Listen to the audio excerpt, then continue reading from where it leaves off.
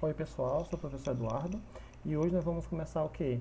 A ter uma aula direcionada aos alunos do oitavo ano com os seguintes conteúdos: adjunto, adnominal, sujeito e predicado, certo?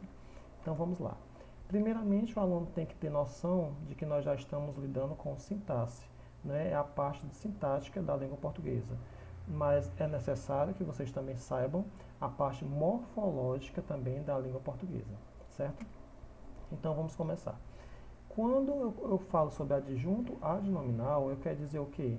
Que essas palavras, esses termos estão o quê? Estão qualificando, estão especificando algum nome. Saibam que, sintaticamente, nome é o que nós chamávamos na morfologia de substantivo. Normalmente é assim que ocorre, certo? Quando eu digo no exemplo, as crianças pequenas estão correndo. As crianças pequenas estão correndo. Então, nesse caso, quando eu falo as crianças pequenas, vocês podem observar que existe o que aí? Um substantivo, não é verdade? Que é qual? Crianças. E quais são os termos que estão ao lado dessa palavra? As e pequenas. Esse as, ele vai ser o que? Ele vai especificar criança.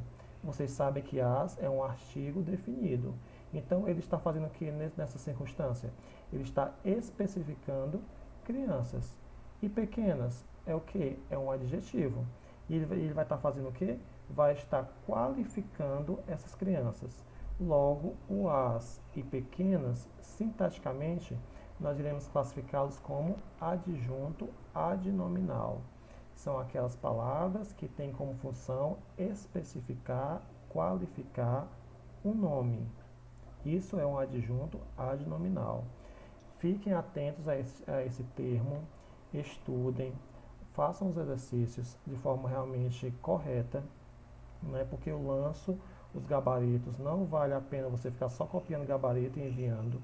Tem que tentar, tem que ver se vocês realmente estão captando essas informações que são necessárias para vocês no momento que vocês forem resolver a avaliação, certo? Continuando.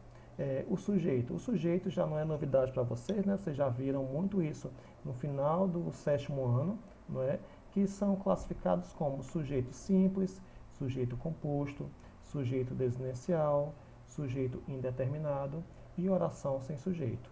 Sujeito simples é aquele em que o sujeito contém apenas um núcleo. Eduardo ensina português. Quem ensina português? Eduardo. Logo, o sujeito é classificado como sujeito simples. Se for sujeito composto, é quando nós temos dois núcleos ou mais. No caso aí, quando eu falo Eduardo e Tayana ensinam no Moreira Menezes. Então aí existe o quê? Quem ensina no Moreira Menezes? Eduardo e Tayana. Então nós estamos diante de um sujeito composto, quando existe dois ou mais núcleos. Quando eu falo Eduardo, Alexandre e Priscila ensinam no Moreira Menezes, percebo que existe o quê? Mais de dois núcleos, mas ele continua sendo o quê? Um sujeito composto, certo? São dois núcleos ou mais. Já no sujeito desinencial, ele vai ter também outras nomeações. E quais são? Sujeito oculto, sujeito elíptico e sujeito subtendido. Essas nomeações, né, vocês podem perceber que vão aparecer em diversas fontes. Pode ser em provas, pode ser em sites, mas tudo se trata de quê? De sujeito desinencial, certo? O sujeito desinencial, por sua vez, é aquele em que nós conseguimos identificar o sujeito somente através da desinência do verbo. Como, por exemplo, quando eu digo escrevi bastante. Então, perceba que o sujeito ele não vai estar explícito na oração, mas nós podemos saber quem é esse sujeito somente pelo que? Pela desinência, que é o que? Normalmente é o término do verbo. Quando eu falo escrevi, não é nós escrevi, não é eles escrevi, é o que? Eu escrevi. Então, vocês podem observar que o sujeito desinencial é aquele que não está explícito, mas nós podemos saber quem é o sujeito somente pela desinência do verbo, certo? Como ele também pode ser chamado de oculto. Por quê? Porque ele não vai estar ali presente, né, na oração, não é verdade? Mas nós podemos saber quem é esse sujeito só pela terminação do verbo, certo? Continuando, o sujeito indeterminado é aquele tipo de sujeito que a gente já consegue saber só pela nomeação. Não é quando você diz indeterminado, é quando você não consegue determinar, não é verdade? Quando nós não conseguimos determinar, nós estamos o quê? Diante de um sujeito indeterminado. Qual seria o ponto principal para nós percebermos isso? O verbo vai estar na terceira pessoa do plural. Quando eu falo, por exemplo, pegaram o meu lanche. Observe que o verbo está na terceira pessoa do plural, não é verdade? Pegaram. Mas eu pergunto assim, quem pegou? A pessoa vai responder, não sei. Pegaram. Então nós estamos o quê? Vendo que se trata de um sujeito indeterminado. É quando o verbo está na terceira pessoa do plural. A gente não consegue identificar quem é esse sujeito. Já a oração sem sujeito é aquela em que normalmente vai conter o quê? Fenômenos da natureza. Quando eu falo amanheceu, choveu bastante, nevou muito, isso nós estamos diante de quê? De uma oração sem sujeito, certo?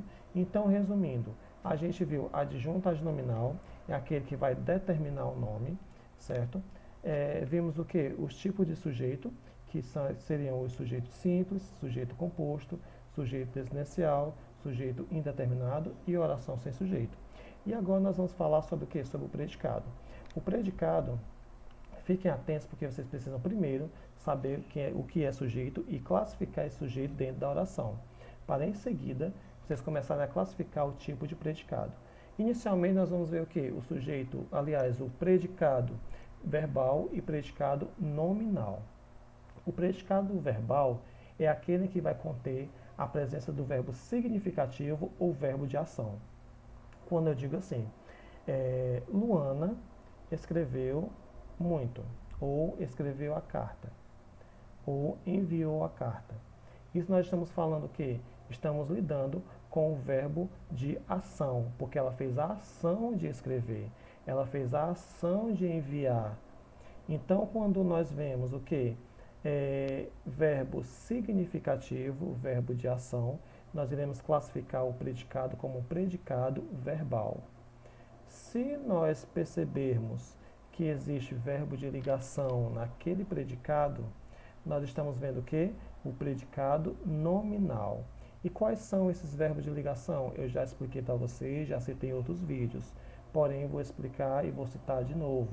Verbos de ligação são os seguintes, os mais utilizados, como ser, estar, permanecer, parecer, tornar-se, virar-se, andar. Esses são alguns mais utilizados na nossa língua portuguesa. Então espero realmente que tenha ficado claro, que vocês tenham compreendido esse assunto, que não são assuntos longos, né? Só basta vocês terem o quê? Atenção na hora da classificação. Então fiquem bem, estudem e boa prova.